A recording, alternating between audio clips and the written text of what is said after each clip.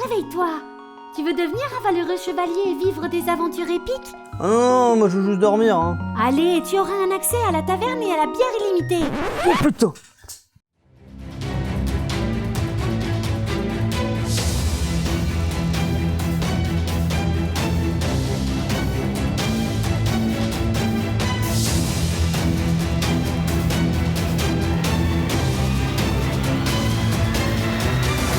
Bienvenue dans Red Shadow Legends. Je sais pas si vous connaissez ce jeu, mais vous avez là le futur des RPG. Déjà plébiscité par plus de 300 000 avis à 5 étoiles sur le Play Store. Ça veut dire quoi, plébiscité? J'en ai aucune idée, mais je trouve que ça rend bien. Des graphismes incroyables, presque plus beaux que la vraie vie véritable. Un scénario qui vous fera vivre des aventures épiques et collégrammes.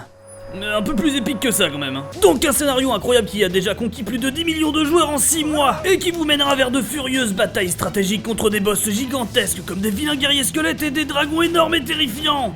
Un peu plus terrifiant s'il vous plaît, c'est pour faire plaisir à The Top Man. En plus de tout ça, un nouveau mode guerre de faction est arrivé. Bon, j'ai pas tout compris, mais les dessins sont très jolis, il y a plein de couleurs. Il y a aussi la possibilité de collectionner, de personnaliser des centaines de champions avec des armures trop badass et des artefacts légendaires. Alors non, par contre, le pendentif du cinglant n'est pas inclus dans le jeu, attention. Image non contractuelle. Tout ça pour effectuer des attaques plus impressionnantes les unes que les autres, grâce à des armes elles aussi légendaires. Là on dirait pas, mais je vous jure que c'est une binette légendaire. En plus de tout ça, vous aurez des récompenses quotidiennes pendant les 90 premiers jours si vous êtes un nouveau joueur. Et le meilleur dans tout ça, c'est que c'est un jeu gratuit, et quand c'est gratuit, c'est dans mes prix. Et ce qui est encore plus meilleur, c'est que c'est un jeu mobile, donc vous pouvez y jouer partout où vous voulez. Ou alors si vous êtes prêt à vivre des aventures extraordinaires, vous allez pouvoir télécharger le jeu maintenant grâce à des liens dans la description. Et ainsi obtenir 50 000 d'argent et un champion épique gratuit dans le cadre du programme Nouveau joueur incroyable Explosion Red Shadow Legends. Oh mon dieu, j'ai rêvé que je faisais une pub pour Red Shadow Legends.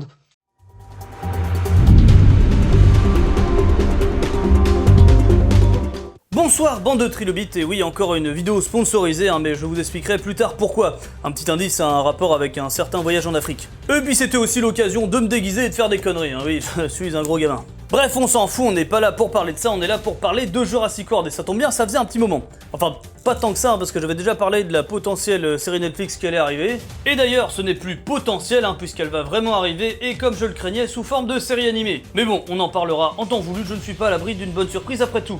Mais bon, point de série animée ici, point de Fallen Kingdom, même si c'est lié, vous allez voir, puisqu'on va parler d'un court-métrage. D'un court-métrage officiel Jurassic World. Officiel dans le sens où c'est Colin Trevorrow lui-même qui l'a fait. Du coup, eh bien, comme je vais spoiler comme un gros porc, je vous conseille fortement d'aller le voir avant. Et vous n'avez aucune excuse, puisque le plus beau dans tout ça, c'est que c'est un court-métrage gratuit et disponible sur YouTube. Et en plus, même si t'as la flemme, eh bien j'ai mis le lien dans la description. En plus, ça dure que 8 minutes et quelques, 10 avec le générique, donc t'as aucune excuse. Donc tu vas voir ça, et tu reviens après. Et je t'attends. Allez. Ça dure que 10 minutes, vas-y. Bon, je vais peut-être commencer, parce qu'après on va dire que je fais ça pour l'argent, tout ça. Par contre, je dois te prévenir, il existe que en VO, il n'y a pas encore de sous-titres, et bon bah après, c'est pas trop grave, il n'y a pas trop de dialogue non plus. Bon, je vais considérer que si vous êtes encore là, c'est que vous avez déjà vu ce court-métrage, qui s'intitule sobrement Battle at Big Rock, en anglais c'est plutôt classe, et heureusement que c'est pas en français, sinon ça ferait Bataille au Grand Rocher, et là c'est beaucoup moins classe. Au Gros Rocher même. Bon, le scénario est plutôt simple, en même temps en 8 minutes 30 ils avaient pas non plus développé un truc super profond, même si, honnêtement, en pas beaucoup de temps, il y a quand même pas mal de choses à dire. Alors, tout d'abord, ça commence par une intro plutôt classe, avec le thème musical qu'on connaît bien, et d'ailleurs ça me donne une idée de nouveau générique pour Jurassic Truc. Donc en gros, on va suivre l'histoire d'une famille américaine recomposée avec le père, la mère et 3 enfants, dont un très jeune, qui vont passer une nuit en camping-car dans la réserve de Big Rock. Je ne vais pas développer les personnages humains, puisque si vous me connaissez un peu, vous savez que je m'en fous, et de ce que j'ai vu, on est quand même sur des persos stéréotypés, avec des adultes chiants, et Jurassic Park oblige, le côté info sur les dinosaures va encore une fois venir des enfants. Enfin, surtout une d'ailleurs. Bon, il est temps de rentrer dans le vif du sujet, puisque ce court-métrage se passe donc dans l'univers de Jurassic World, et plus précisément 1 an après les événements de Fallen Kingdom. Donc en gros, quand les dinosaures restants se sont échappés un peu partout sur le continent américain. Déjà, si vous vous rappelez, il y en avait pas beaucoup, et le continent américain est plutôt grand, je dis ça pour plus tard. Donc c'est pendant cette nuit où cette famille fait du camping avec d'autres gens aux alentours que des dinosaures vont venir se balader. Et c'est comme ça que pour la première fois de toute la saga, on découvre le Nasutoceratops. Et je suis plutôt content, parce que comme je l'avais dit dans ma vidéo sur le Diabloceratops, j'aime bien le Nasutoceratops. D'ailleurs, attention de ne pas confondre le Nasutoceratops avec le Narutoceratops. Ouais, je suis plutôt fier de ma blague, ouais. Ouais, je suis content d'avoir pu la placer aussi. Bon, retour sur le film et ça va être très rapide puisqu'on va rencontrer une famille de Nazutoceratops avec les parents et un bébé. Oh, il est mignon. Et on va aussi voir un autre dinosaure qu'on avait déjà vu très vite fait dans Fallen Kingdom, c'est-à-dire un allosaure. Et ce qui doit arriver arrive, un bagarre entre les dinos, scène plutôt bien faite, hein, notamment parce que c'est filmé de nuit avec un feu de camp au milieu, ce qui donne une colorimétrie vraiment cool et j'y reviendrai plus tard. La bataille entre les géants s'arrête quand le mâle Nazutoceratops arrive et montre à l'allosaure qui est le patron. L'allosaure va donc se tourner vers un repas plus maigre, hein, c'est-à-dire le bébé humain, qui a attiré son attention en faisant ce que font de mieux les bébés, c'est-à-dire chialer. Ouais, j'aime pas les enfants. Hop, donc la caravane se fait défoncer. Les humains échappent de peu à la mâchoire du prédateur et s'ensuit une scène de frisson où ils font tout pour le repousser. Et ok, ce plan est classe. Et quand tout semble perdu, on a le droit au traditionnel Deus Ex Machina en la personne de la petite fille en mode Rambo. Je l'aime bien cette petite. Et après il y a le générique qui est presque le meilleur moment, mais attention, pas parce que je n'ai pas aimé le court-métrage, hein, bien au contraire. Parce que oui, en 8 minutes 30, le réalisateur a quand même réussi à poser l'ambiance Jurassic Park avec des moments d'émerveillement quand les gens découvrent les Nazutoceratops, hein, et des moments de frisson avec la confrontation avec l'allosaure. Bon, la mère de famille a l'air moins émerveillée, hein, puisque tout ce qu'elle dit c'est « It's one of them hein, », donc c'est l'un d'eux, hein, mais ça pose bien le contexte du film. Hein. Les dinosaures sont de retour, les gens le savent, mais la vie continue. Enfin bon, jusqu'à ce qu'ils se retrouvent confrontés à eux, hein, mais le contexte est là. Niveau image, c'est très propre, hein, je pense que Colin Trevorrow a gardé la patte artistique de Bayona avec qui il a fait Fallen Kingdom. Du coup, on retrouve ce petit côté gothique avec une scène de nuit dans des teintes bleutées et orangées grâce au feu de camp. Donc, l'image est là aussi. Niveau mise en scène, c'est du classique de chez classique, avec un gros clin d'œil au monde perdu dans la scène de la caravane qui se fait renverser, ainsi que dans la musique et les scènes pendant le générique de fin. Par contre, niveau acting, j'ai pas trouvé ça foufou, hein, mais bon, limite, c'est pas le plus important là. Le plus important, bien évidemment, ce sont les dinos, et là encore, plutôt une bonne surprise, hein, puisque déjà on découvre le Nazutoceratops, hein, ce qui fait donc 3 cératopsiens dans la saga, le Triceratops dans le premier Jurassic Park, le Sinoceratops dans Fallen Kingdom, et le Nazutoceratops ici. Si jamais j'en oublie, n'hésitez pas à le mettre dans les commentaires. Et un autre truc que j'ai beaucoup aimé, c'est qu'ils ont intégré le dimorphisme sexuel, la différence entre mâle et femelle. Alors c'est un peu subtil, mais on voit que l'un des deux Nazutoceratops a des cornes plus épaisses que l'autre, donc je suppose le mâle. Bon, c'est pas la première fois dans la saga qu'on voit le dimorphisme sexuel, hein. Dans Jurassic Park 3 par exemple, on peut penser aux différents raptors, hein, un des seuls points que j'ai bien aimé du film d'ailleurs. Et en plus de faire découvrir au grand public un nouveau dinosaure pas très connu, hein, on voit qu'en plus d'être libres, ils se reproduisent.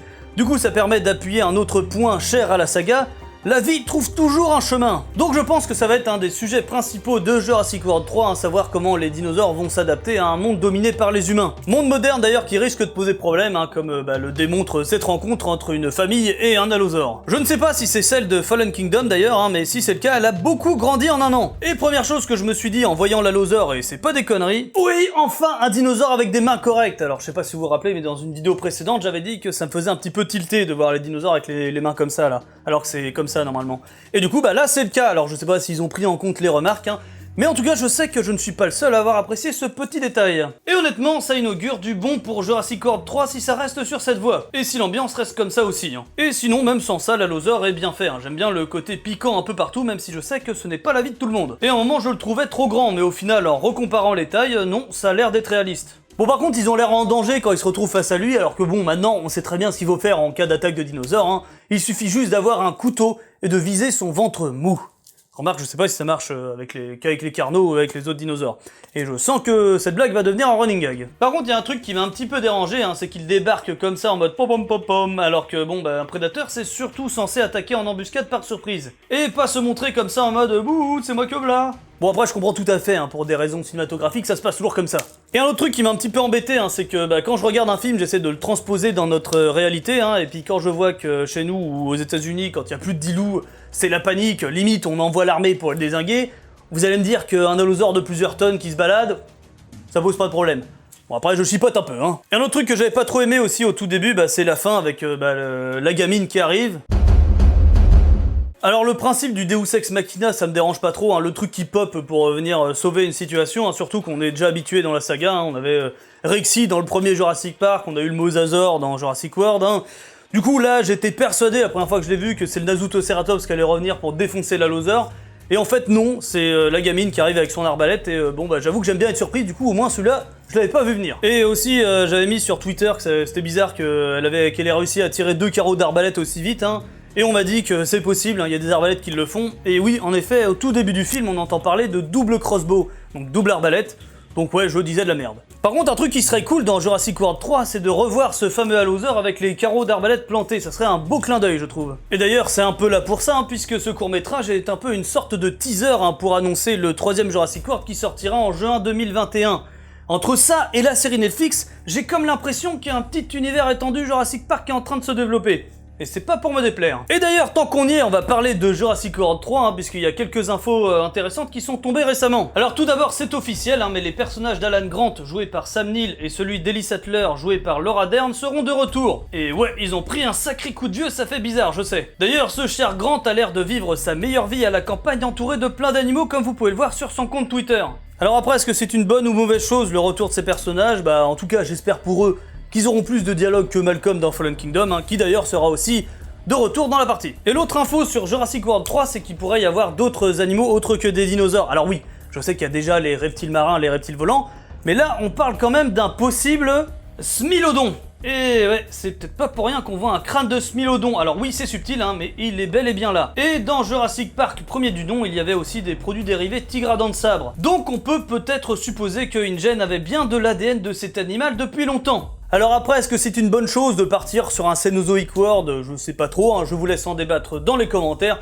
Moi, tout ce que je dis, c'est que j'ai un petit projet du genre. Pour finir, comme je l'ai déjà dit, si Colin Trevorrow reste sur ce qu'il a appris du style de Bayona, avec le thème de la cohabitation des humains et des dinosaures, comme a l'air aussi de le suggérer les mini-scènes pendant le générique de fin, ça risque de donner quelque chose d'intéressant. D'ailleurs, j'ai hâte de retrouver ces mini-vidéos sur des chaînes de top à la con, avec des top 5 des vidéos qui prouvent que les dinosaures vivent encore parmi nous, Vous savez bien, le genre de chaîne avec des vidéos en 360p, là, dégueulasses. Et le pire, c'est que ça risque d'arriver. D'ailleurs, c'était très cool, ce moment des mini-scènes dans le générique de fin avec la musique du monde perdu, là. Je vous avoue que j'ai eu des petits frissons de nostalgie, c'était pas désagréable. Bon, en attendant la suite, je vous laisse dans les commentaires pour me dire ce que vous avez pensé de ce court-métrage, de ce que vous attendez pour Jurassic World 3. Moi, je vais vous laisser, j'ai déjà une autre vidéo en préparation, donc pas le temps de niaiser, comme on dit au Portugal. Alors, à la prochaine!